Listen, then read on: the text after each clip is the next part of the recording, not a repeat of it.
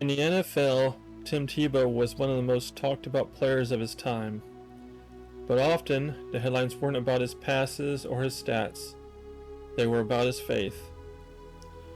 Tebow became known for kneeling in prayer on the field. He wore his faith openly, even writing Bible verses under his eyes for big games. One of the most famous was John 3:16 during the national championship. Millions of people Googled that verse that day. But his boldness also brought criticism. Reporters mocked him, fans jeered, commentators said his faith didn't belong in sports. There were even those who made his name into a joke.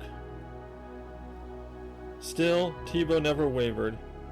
He kept pointing people back to Christ. He once said, "I don't know what my future holds, but I do know who holds my future." And that's the thing about standing firm in faith. It's not always popular. It's not always easy.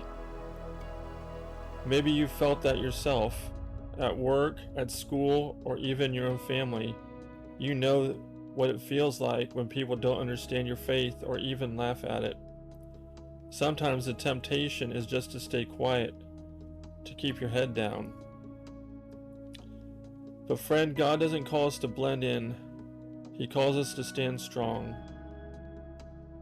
Romans 1:16 says, "I am not ashamed of the gospel, because it is the power of God that brings salvation to everyone who believes."